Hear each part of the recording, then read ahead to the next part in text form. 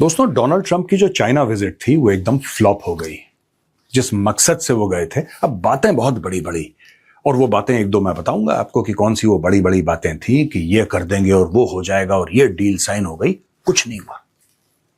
लेकिन एक अजीब सी न्यूज सामने आई है जो मैं आपके सामने लाना चाहता हूं। It's very very interesting.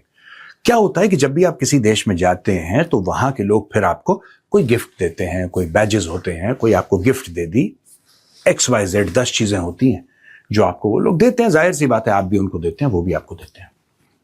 American ने क्या करा, देखिए ना, एक तरफ हो रही है कि शी जिनपिंग मेरा बहुत अच्छा दोस्त है और कह रहा हम डोनाल्ड ट्रंप का स्वागत कर रहे हैं, ऊपर से बड़ी मीठी मीठी बातें। लेकिन जो भी चाइनीज ने अमेरिकन डेलीगेशन को दिया, तो जो अमेरिकन डेलीगेशन का जहाज था, एक एयरक्राफ्ट था, जाहिर सी बात है जब वो बीजिंग से टेक ऑफ करेंगे एयरक्राफ्ट में, तो अमेरिकन एयरक्राफ्ट था, उसमें एयरफोर्स वन भी था। किया क्या इन लोगों ने कि एक डस्टबिन पड़ा हुआ था, सीढ़ियां चढ़ते हैं ना एयरक्राफ्ट जाने से पहले, सीढ़ियां, तो उसके नीचे एक डस्टबिन था। उस डस्टबिन के अंदर जो भी चाइनीज ने दिया उनको गिफ्ट, चाहे वो बैजेस थे या कोई भी चीज थी, वो सारे के सारे उस डस्टबिन में डाले। इनको यह शक था कि जो चाइनीज हैं वो इनके ऊपर स्पाई करेंगे। इन्होंने बर्नर फोन्स यूज करे। बर्नर फोन्स क्या होते हैं दोस्तों, अमेरिका में मिलते हैं। बर्नर फोन्स हैं नॉन ट्रेसेबल, आप उनको ट्रेस नहीं कर सकते। आपने बर्नर फोन इस्तेमाल किया और आपने फेंक दिया।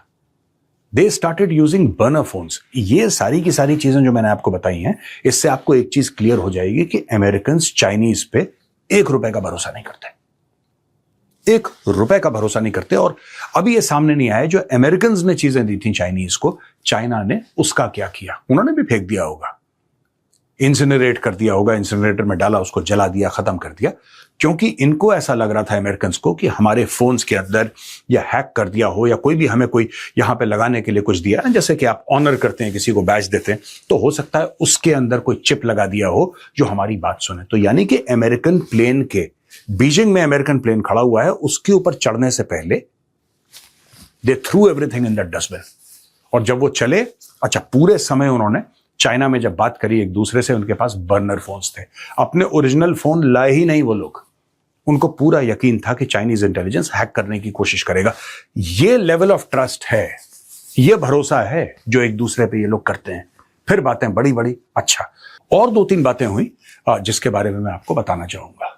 डोनाल्ड ट्रंप ने अनाउंस करा कि ये बोइंग के जेट्स खरीदेंगे, the Chinese will buy Boeing jets. और कहते हैं साहब कि 200 बोइंग जेट्स तो ये खरीद ही रहे हैं। चाइनीज जो हैं वो 200 बोइंग के जेट्स खरीदेंगे, और फिर उसके बाद दे विल सी, अगर उनको उसका परफॉर्मेंस अच्छा लगा तो हो सकता है 700-750 जेट्स खरीदें। तो ये बहुत बड़ी डील है। पहले भी चाइना खरीदता है, भारत भी खरीदता है, हर एक देश खरीदता है। 2 ही बड़ी कंपनीज हैं दोस्तों जिनकी कमर्शियल एयरलाइनर्स चलते हैं पूरी दुनिया में। पूरी दुनिया में 2 ही हैं, एक बोइंग है, एक एयरबस है। जाहिर सी बात है, या तो बोइंग से खरीदेंगे एयरबस। अगर आपको वाइड बॉडी जेट्स चाहिए, आपको कमर्शियल जेट्स चाहिए जिसमें 100, 200, 300 लोग जाते हैं, तो फिर आपको उस लेवल की चीजें चाहिए होती हैं। ये हुआ ये यहां पे कि अमेरिका ने अनाउंस कर दिया कि चाइना खरीदेगा। चाइना पहले 200 खरीदेगा, अगर पसंद आए तो फिर 700, 750 पे चला जाएगा। चाइना की तरफ से इसके ऊपर कोई बयान नहीं आया, कोई भी बयान नहीं आया। Can you imagine? आप सोचिए जरा इसके ऊपर, इतनी बड़ी बात, इतनी अरबों डॉलर की बात, कोई डील साइन नहीं हुई, कुछ नहीं हुआ। चलते फिरते कोई बात हुई, उसी को अमेरिका ने एक बहुत बड़ी सक्सेस स्टोरी बना के पेश कर दिया आपके और मेरे सामने कि साहब ये तो इतनी बड़ी डील हो गई है, और डील डाल कुछ नहीं हुई, नथिंग। चाइना भी यह समझता है कि ईरान के पास न्यूक्लियर वेपन्स नहीं होने चाहिए।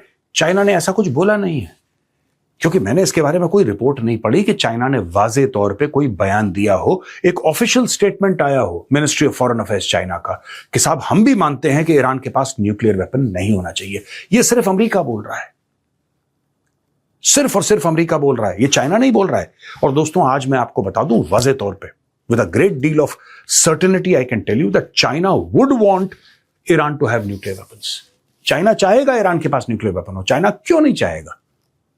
अब आप देखिए, उसको एक बात पता है कि ईरान के ऊपर सैंक्शंस लगे हुए हैं और आगे भी ईरान के ऊपर सैंक्शंस लगेंगे। उसको यह भी पता है कि 90% ऑफ ईरानियन ऑयल, लगभग 90% ईरान का जो ऑयल एंड गैस है वो चाइना खरीदता है। यानी कि चाइना का ईरान के ऊपर एक से है। अगर चाइना कुछ बोलता है ईरान को तो ईरान ऐसे टालेगा नहीं उसको। ईरान माने न माने बात की बात है, ईरान उस चीज को सीरियसली बहुत लेगा। सबसे बड़ा कस्टमर है, and rather I should say the only customer.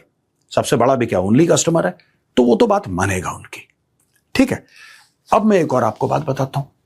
जिस तरीके से चाइना ने नॉर्थ कोरिया को पाला है, नॉर्थ कोरिया हर दूसरे दिन ना मैं बटन दबा दूंगा, मार दूंगा, तीसरा विश्व युद्ध होने वाला है, सबको बर्बाद कर दूंगा, छोड़ूंगा नहीं किसी।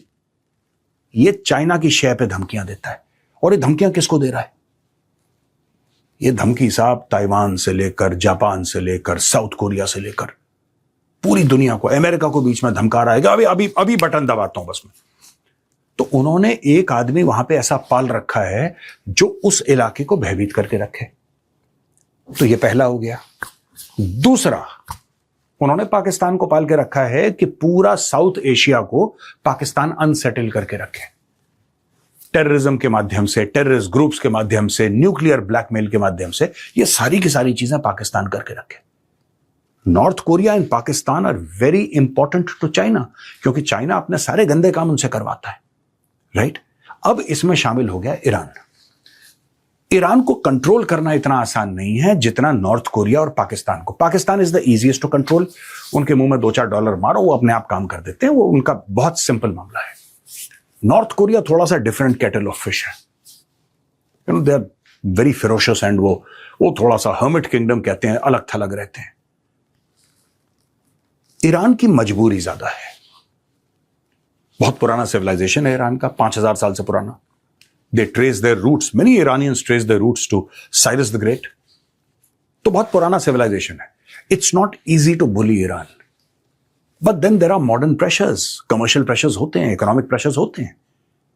And हर एक देश के ऊपर होते हैं, भारत के ऊपर भी हैं, अमेरिका के ऊपर भी हैं, वैसे ही ईरान के ऊपर भी हैं। ईरान के ऊपर जो इकोनॉमिक प्रेशर है दोस्तों, वो खास इसलिए हो जाता है क्योंकि ईरान के ऊपर सैंक्शंस लगे 1979 से। वेरियंग डिग्रीज के, कभी ऊपर हो जाते हैं, कभी नीचे हो जाते हैं, कभी कम ज्यादा, लेकिन सैंक्शंस तो हैं। ये बात हमें माननी पड़ेगी कि there are sanctions on Iran. और ईरान को एक दो बड़े दोस्त चाहिए जिनकी वजह से वो सैंक्शंस जो हैं थोड़े से मुलायम हो जाए, थोड़ा दर्द कम हो जाए। आज की तारीख में जो इकोनॉमी है वो तो इंटीग्रेटेड है, सप्लाई चेन्स आर इंटीग्रेटेड। आप आइसोलेशन में नहीं जी सकते हैं, ये बात ईरान को पता है। ठीक है, तो ये तीनों देश हैं जिसके लिए वो चाहेगा actually, China will support, China will go all out. इसीलिए पूरी ट्रिप में डोनाल्ड ट्रंप को ठेंगा मिला। डोनाल्ड ट्रंप ने ताइवान के बारे में कोई बात नहीं करी, बोला कि साहब 9500 मील दूर है, कौन इस चक्कर में पड़ेगा। चाइना ने डे 1 पे क्लियर कर दिया था, इनकी फ्लाइट टेक ऑफ करने से पहले। आप जाके देख सकते हैं, ये these are the tweets by the Chinese embassy in Washington. उन्होंने बोला था हमारी रेड लाइन है भाई, और सबसे बड़ी रेड लाइन नंबर 1 पे क्या लिखा था उन्होंने? ताइवान के ऊपर बातचीत मत कर लेना, तुम अपना मुंह मत खोल देना, ताइवान की स्पेलिंग भूल जाओ तुम। That is the official Chinese position. Straight of Hormuz खुल जाएगा, स्ट्रेट ऑफ हॉर्मुज चाइना भी चाहता है, हम भी चाहते हैं स्ट्रेट ऑफ हॉर्मुज खुल जाएगा। खुल गया भाई। देखिए, मैं आपको बता देता हूं, ये डोनाल्ड ट्रंप की ये जो पूरी की पूरी विजिट थी, to my mind, it was a colossal failure. And it was a failure simply because Donald Trump negotiated from a position of weakness. ये बहुत कहता है Donald Trump. He has the habit of saying, art of the deal, and you don't have the cards, and I have all the cards. It was very evident yesterday that Donald Trump had 0 cards. And Xi Jinping had all the cards. Donald Trump lost this time, and he lost big. अब मैं आपको बताता हूं, Strait of Hormuz अगर बंद है तो क्या चाइना को नुकसान है? बिल्कुल है, लेकिन चाइना पूरा कर लेगा, रशिया से ज्यादा ले लेगा, कहीं और से ले लेगा, चाइना विल मैनेज। लेकिन जितना बाकी दुनिया को नुकसान है ना, उतना चाइना को नहीं है। चाइना के पास इतनी वेल्थ है, चाइना के पास इतने स्ट्रेटेजिक रिजर्व्स हैं कि चाइना मिटिगेट कर सकता है। इसका मतलब यह नहीं कि स्ट्रेट ऑफ हॉर्मुज बंद होने से चाइना को कोई फर्क नहीं पड़ा, मैं ऐसा नहीं कह रहा। चाइना को बहुत फर्क पड़ा है, पर अगर चाइना को बहुत फर्क पड़ा है तो बाकी दुनिया को बहुत बहुत बहुत फर्क पड़ा है। चाइना सस्टेन कर सकता है, शायद बाकी दुनिया सस्टेन ना कर पाए। तो चाइना कह रहा है कि चलो कोई बात नहीं, 15-20 दिन और बंद रहने दो, क्या फर्क पड़ता है? देखते हैं। अमेरिका में चीख पुकार हो रही है, अमेरिका में चीख पुकार हो रही है, पूरी दुनिया में चीख पुकार हो रही है कि साहब स्ट्रेट ऑफ हॉर्मुज बंद कर दिया। एक और तुर्क का इक्का है ईरान के हाथ में, बाबल मंदेब भी बंद कर दो, हूथियों से बोलो मारो मिसाइल, बाबल मंदेब बंद कर दो, फिर तो पूरी दुनिया में कहर हो जाएगा।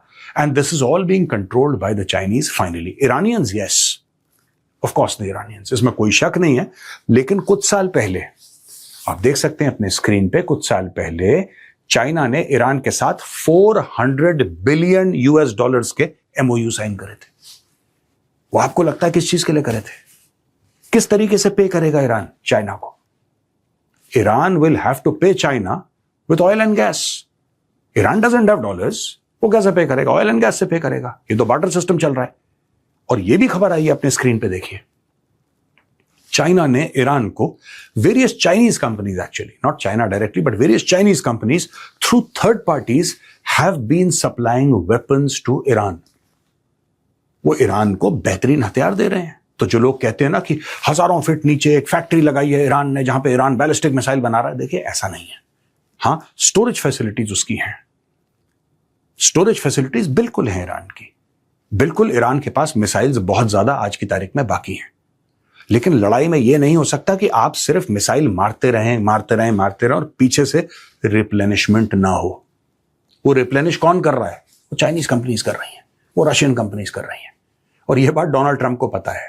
इसीलिए मैं कह रहा हूं, इस बार जो डोनाल्ड ट्रंप गए थे बीजिंग नेगोशिएट करने के लिए, इट वॉज अ कलोसल फेलियर।